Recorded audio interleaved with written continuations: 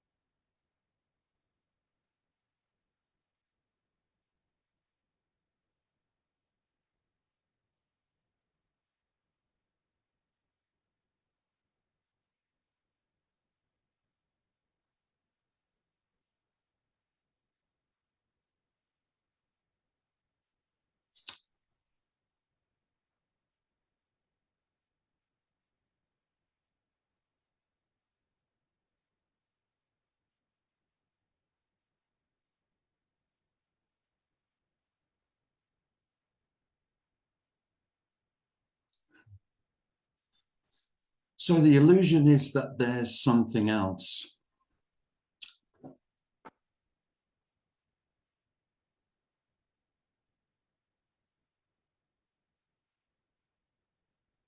There's nothing else.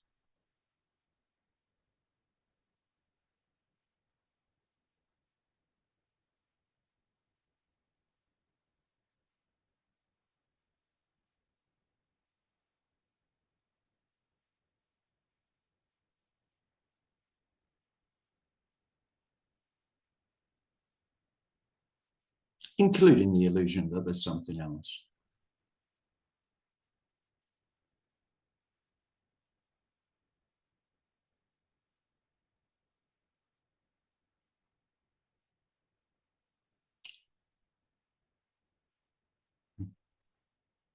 And traditionally, it seems that this is referred to as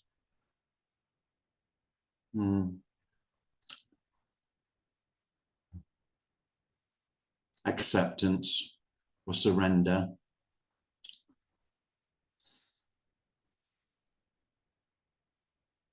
or resignation, or death.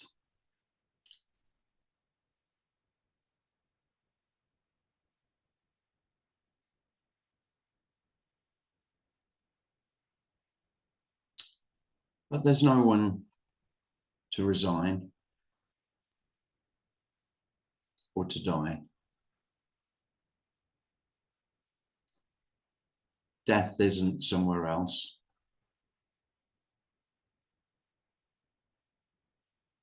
Death isn't something else.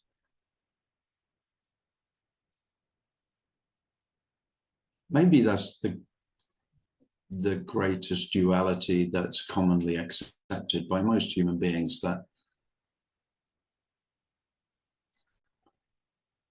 death is absolutely separate from life.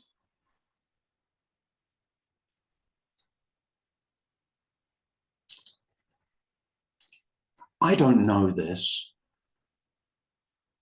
but I don't doubt that death isn't somewhere else. Death is ever present. Birth is ever present. Life is ever present.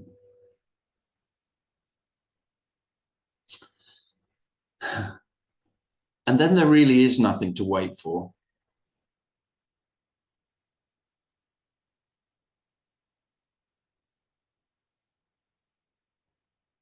not even death.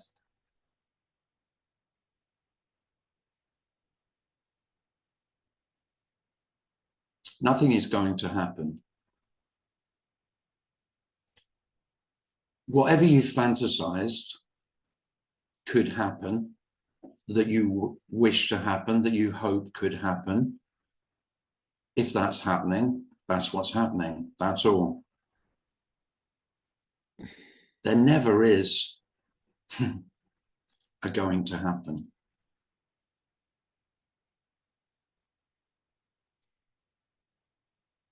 And that's not the liberation that I fantasized at all. It's not even remotely close to the nirvana that I had in mind. And yet it is a ridiculously simple liberation. I would have never dreamt that liberation meant liberation from the possibility of life being other than it is.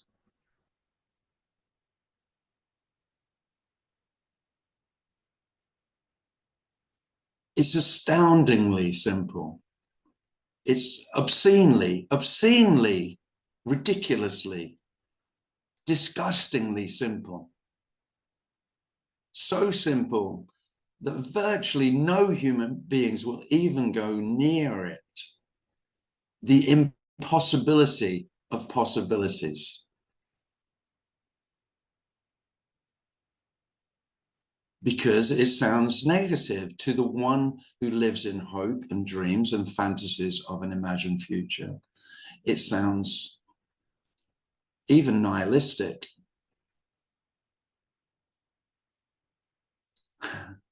Speaking that there isn't anything else is often felt by self to be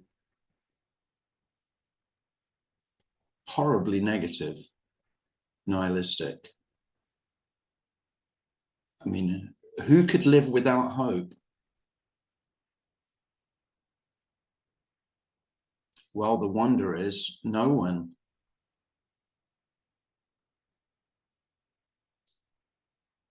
Hope is completely unnecessary. It's only necessary for the one who says this isn't all that there is. This isn't good enough. I'm not saying this is good enough.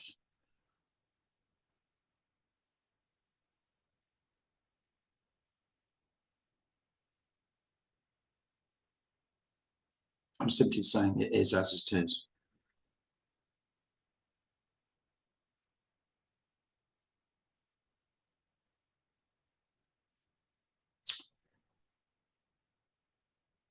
And life couldn't be otherwise.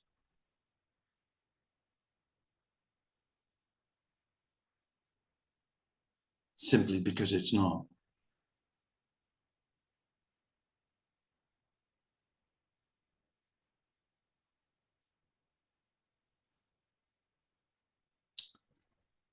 And I'm not even suggesting that thoughts and fantasies about an imagined future can't appear. Of course they can. I think that's inevitable. You know, the whole notion that you have to be in the present, in the now, is just another charade. There isn't anyone to be in or out of now. There's no one to be present or not. So it leaves you very little to do. On the downside, well, what the fuck am I going to do now? There's nothing that needs to be done. Where am I going to go?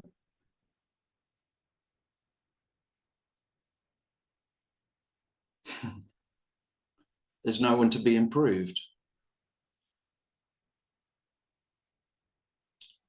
I mean, that is the upside. The upside of me is I'm in a self-improvement program, and it's endlessly motivating to feel not good enough. I've always got a new plan. So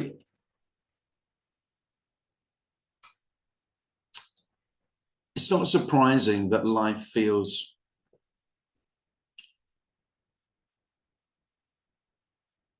sometimes, quite often, feels lacking motivation.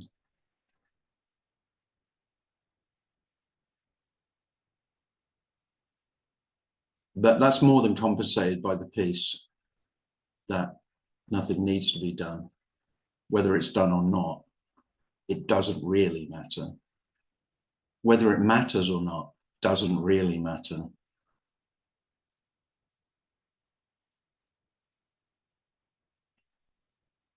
It might have already occurred to you that this whole idea of what matters, what's significant, what's important, is totally unique to each human being. There isn't anything that really matters, but that doesn't mean to say it doesn't really matter to you. But that's all it means. That's all mattering is. And that's liberating. There's great freedom in that. You say it matters, okay. I say it doesn't matter. Who's correct? The whole notion that some human beings know more about what matters than others, I mean, there's nothing more illusory than that.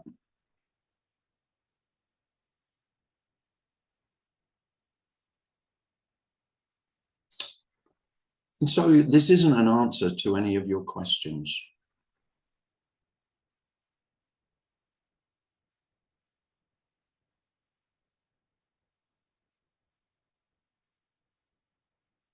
If you answer a question,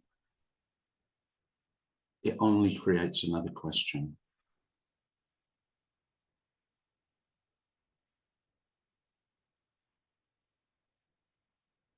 That's how science works.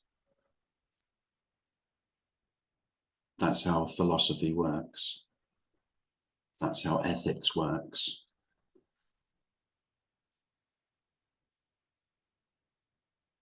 So it's not that the answers are wrong or the questions.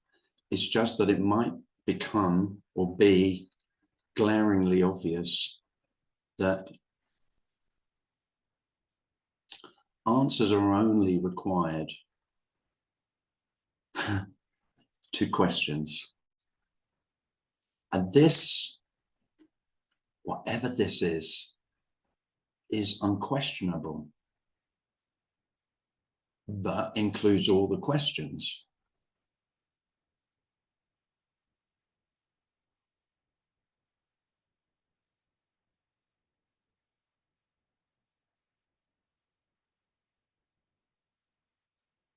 And so then it doesn't matter whether there's questions or not, whether there's answers or not.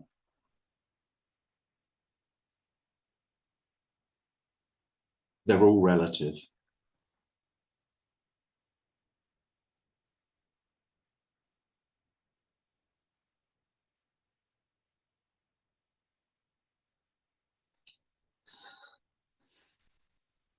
And I don't know that there aren't absolute answers, but I don't doubt it.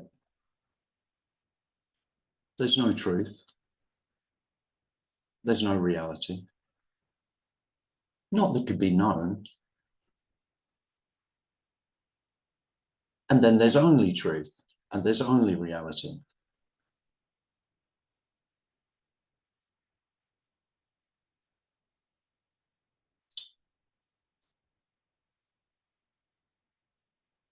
But it is wonderful that the answers aren't required.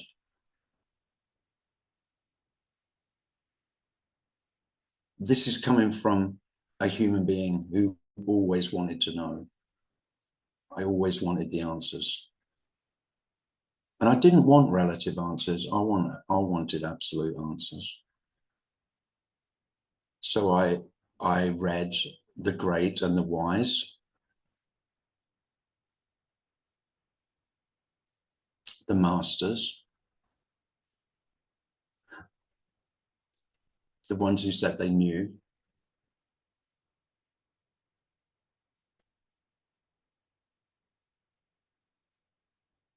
And I thought I asked all the right questions.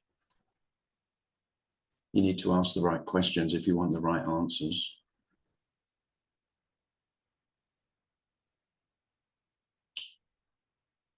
And I don't know how.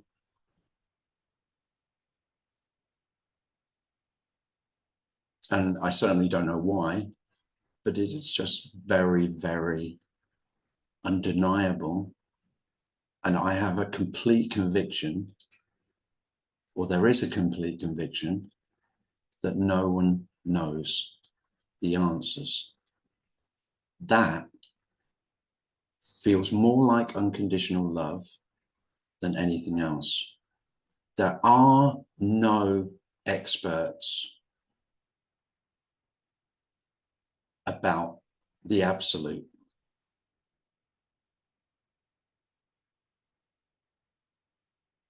There are lots of relative experts, and I'm very happy to ask them for their knowledge and wisdom and understanding of relative matters on any subject. But not this.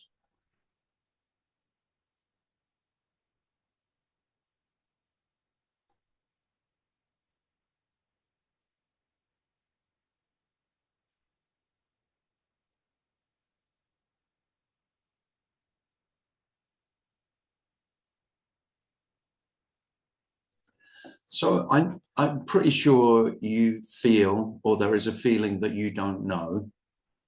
That's why you're here. That's why you go to meetings. That's why you read books. That's why you watch YouTube. Of course. Fucking hell, I did that for 10 years.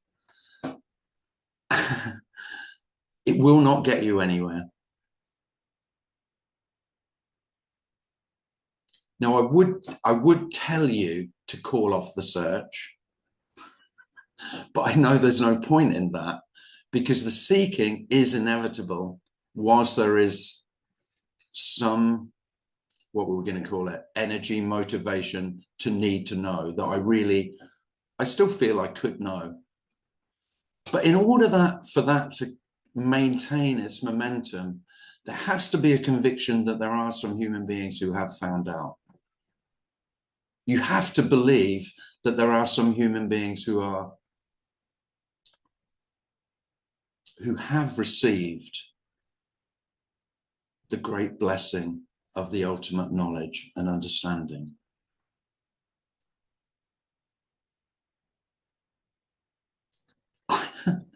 I don't know that there aren't.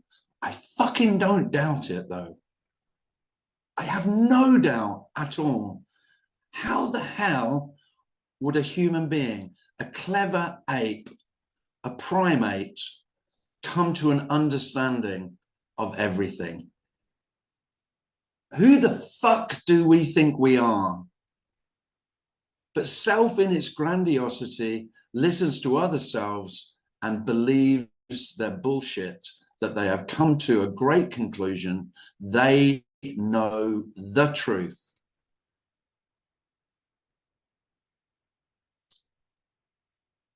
It's the height of hubris and arrogance. It's wonderful. I mean, don't get me wrong. I love it. I love it about humanity, that we have so put ourselves on a pedestal, that we are the pinnacle of creation, or if you're an evolutionist, the pinnacle of evolution. We are the very creme de la creme, bullshit.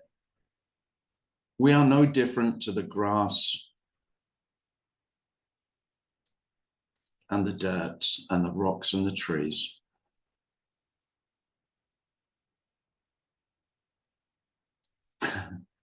Just this innate desire for specialness.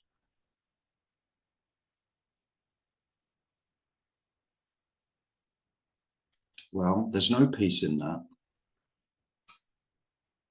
There's striving. And it is incredible what human striving has seemingly achieved. But that is all for nothing. That's the unconditional love.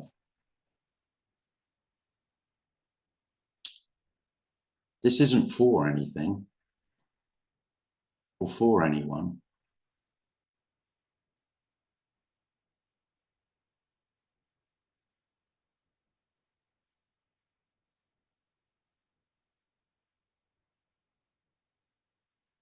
Well, I've gone on a bit there.